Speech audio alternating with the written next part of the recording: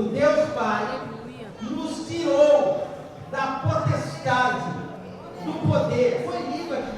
Alguém leu aqui Romanos, capítulo número 6. Quando Paulo escreve em Efésios, capítulo número 2, vai dizer que todos nós estávamos mortos em nossos pecados e delitos, ou seja, nós estávamos debaixo do domínio dos principados e potestades que dominam sobre essas nações. Oprove a ele quando nós estávamos mortos, lá na prostituição, lá no mundo do crime, lá no fundo do poço, no lugar mais sombrio que existe, de mulher, debaixo da lei, para que através dele a lei que conduz o homem à escravidão, ela fosse encerrada e a era da graça iniciasse através do sangue do Calvário. Aleluia! Eles não compreenderam que o reino de Deus viria. Eles não compreenderam que o reino de Deus já estava. Eu voltei só um versículo. O lugar que Deus já tem preparado. Mas o lugar que Deus tem preparado não é o reino. Porque o reino é aonde o seu povo está. Lá na eternidade. A Bíblia vai dizer que o povo dele estará no pretérito futuro. Lá ainda não é o reino de Deus. Porque o reino de Deus está dentro, está aqui, a partir do momento que nós formos arrebatados, o reino de Deus será tirado da terra, do portão dourado, e olhar de dentro para fora, ele dá para o lado do Oriente, o lado do Oriente. E a Bíblia diz que quando Jesus voltar para estabelecer o reino milenar, ele virá do lado do Oriente.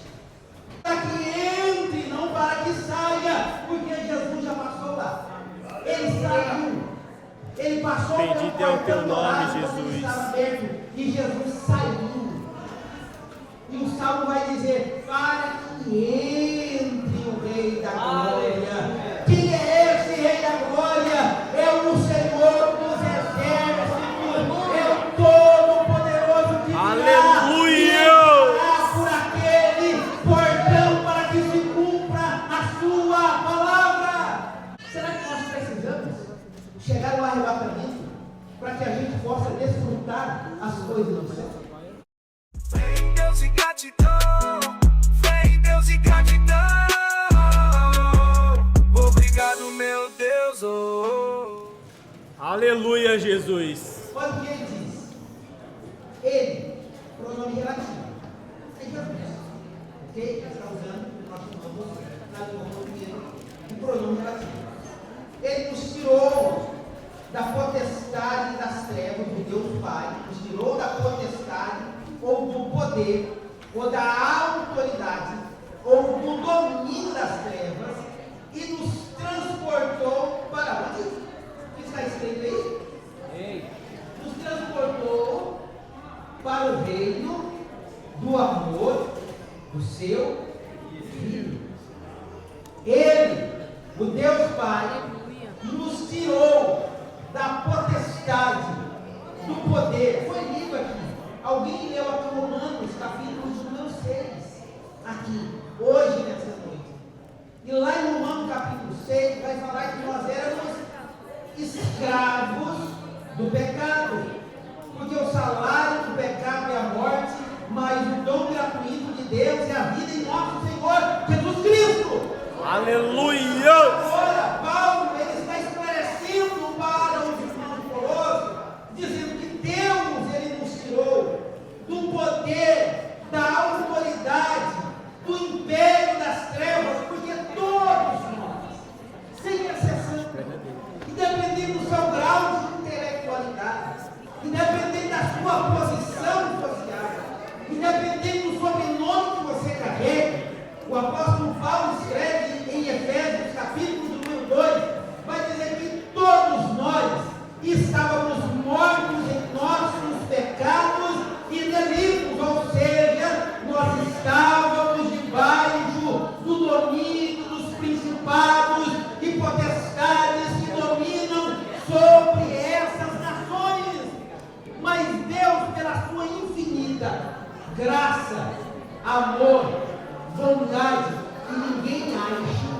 e você foi salvo porque você escolheu. Pelo contrário, João, no seu Evangelho, no capítulo 15, ele vai dizer: não foi vós que me escolhestes a mim, mas eu que escolhi a vocês, para que vocês deem fruto e o vosso fruto permaneça, e tudo quanto pedirdes em meu nome vos será concedido, para que nisso o meu Pai que está no céu seja glorificado. Aleluia! Deus oprove a ele quando nós estávamos mortos, lá na prostituição, lá no mundo do crime, lá no fundo do poço, no lugar mais sombrio que existe. Nós estávamos lá. Se cada um de nós aqui nesta noite tivéssemos, presbítero Valdeci, a oportunidade de contarmos da onde Deus nos tirou. Aleluia, Deus. Deus nos tirou de lugares tão sombrios. Deus nos tirou de lugares Bendito é o tão teu nome, tenebrosos. Não porque nós manifestamos a Ele algum gesto de amor, mas Ele, na sua infinita bondade, misericórdia e longanimidade para conosco, decidimos enviar o seu Filho Jesus, como o apóstolo Paulo vai dizer em Gálatas 4:4. E vindo à plenitude dos tempos, nasceu Jesus, de mulher, debaixo da lei, para que através dele a lei, que conduz o homem à escravidão, ela fosse encerrada e a era da graça iniciasse através do sangue do Calvário. Aleluia! Imagine, ele está aqui. Deus pegou ele das trevas e falou: meu filho, vamos a você. Até agora você estava morto, lá no lamaçal, no pecado. Eu vou te tirar lá daquele lugar e vou te transportar para o meu reino. Você vai sair das trevas e eu vou te transportar para o meu reino. Aleluia, Jesus!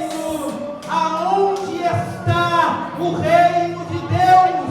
E o que é o reino de Deus? O povo hebreu estava esperando que Jesus mandasse os discípulos desembalar espadas, preparar um exército para dominar o Império Romano. Mas o reino de Deus, ele já está. Eles não compreenderam que o reino de Deus viria. Eles não compreenderam que o reino de Deus já estava. Eu voltei só um versículo aqui, só para a gente poder entender. Lucas, capítulo de número 17, versículo 21. Jesus, ele diz o seguinte: o reino de Deus, ele já está. Jesus falou isso para os seus discípulos, falou isso para os seus apóstolos: olha, o reino de Deus já está dentro de vocês, ele não virá, ele já está. Os discípulos não conseguiram compreender que o reino de Deus não viria de um lugar, mas já estaria dentro dos seus corações, ao passo que eles entregaram a sua vida para Jesus. Glória a Deus. Não é você que vai para o reino, é o reino que vem primeiro para dentro de você. E depois que o reino vem para dentro de você, através da pessoa do Espírito Santo de Deus, então você irá para o lugar que Deus já tem preparado. Mas o lugar que Deus tem preparado não é o reino, porque o reino é aonde o seu povo está, lá na eternidade. A Bíblia vai dizer que o povo dele estará no pretérito futuro.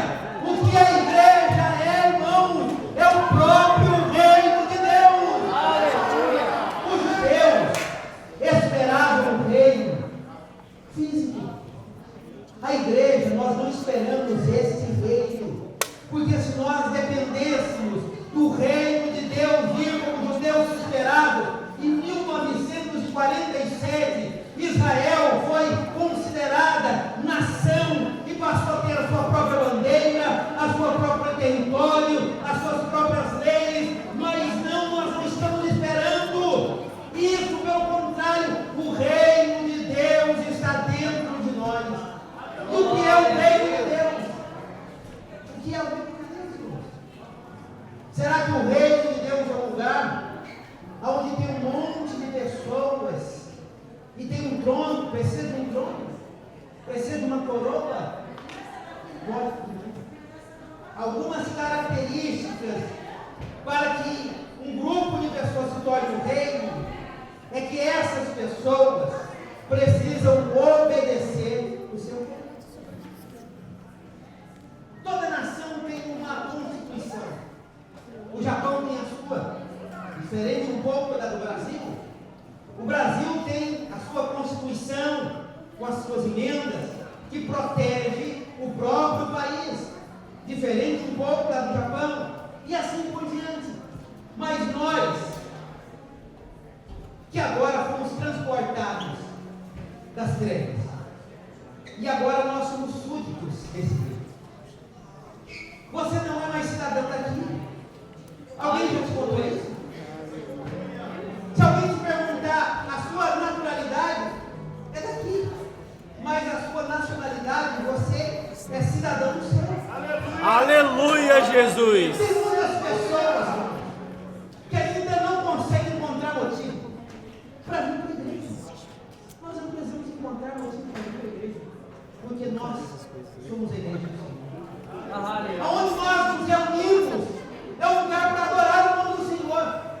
Esse prédio aqui há muitos anos atrás, eu não gosto de dividir artigos, mas nesse lugar agora, porque aqui está a igreja do Senhor, é casa de oração para todos os povos. Aleluia, Jesus. Esse lugar será um salão, onde no momento nós estamos usando, consagrado para prestarmos culto a Deus. Bendito é o teu nome, Jesus. E estão procurando motivos para vir para a igreja. Como eu falei, como que nós podemos identificar o que é o reino? Precisa de um rei. E quem é esse rei? Salmo de número 24. Abra comigo. Salmo de número 24. Embora esse salmo esteja escrito no Antigo Testamento, mas ele é dos salmos que não são muito proféticos, mas esse é o salmo profético. Salmo de número 24. Bendito é o teu nome, Jesus. De número 7. Levantai, ó portas eternas, as vossas cabeças, para que entre o Rei da Glória. Quem é esse Rei da Glória? Eu pergunto para a igreja, quem é esse Rei da Glória? Aleluia, Jesus. Quem é? O Espírito de Deus está ecoando aos quatro ventos. Quem é esse Rei da Glória? Aleluia. Quem é o Senhor Rei da Glória? O Senhor é forte e poderoso, o Senhor da guerra. Levantai, ó porta, as vossas cabeças, para que entre o Rei da Glória. Quem é o Rei da Glória? O Senhor dos exércitos, Ele é o Rei da Glória. Bendito é o teu nome, Jesus. Depois, no Google, Portão Dourado, vai sair a imagem lá de Jerusalém, de um lugar chamado Portão Dourado. E esse portão ele está fechado, ele está lacrado. E na frente, para o lado de fora dos muros, para o lado de fora, na frente desse portão dourado, fizeram um monte de sepultura. O Império Otomano, na época, construiu ali vários sepulcros. Se você for lá em Jerusalém e subir no ponto mais alto do portão dourado e olhar de dentro para fora, ele dá para o lado do Oriente. O lado do Oriente. E a Bíblia diz que quando Jesus voltar para estabelecer o reino milenar, ele virá do lado do Oriente. Ele vai adentrar e aqueles sepulcros que estão ali, os mortos vão ressuscitar. Eles colocaram propositalmente aquelas sepulturas ali para que ninguém se atrevesse a adentrar ali. Mas quem vai vir do Oriente para passar pelo portão dourado, que dá de frente para a entrada principal do templo que foi destruído, e lá será reconstruído um portão principal. A porta principal do templo dá exatamente para o lado do do Oriente. Quem entra para o portão dourado, que vem do Oriente, passa pelo portão, dá de frente, sabe com o quê? Com a porta principal do templo, que naquela época estará construída.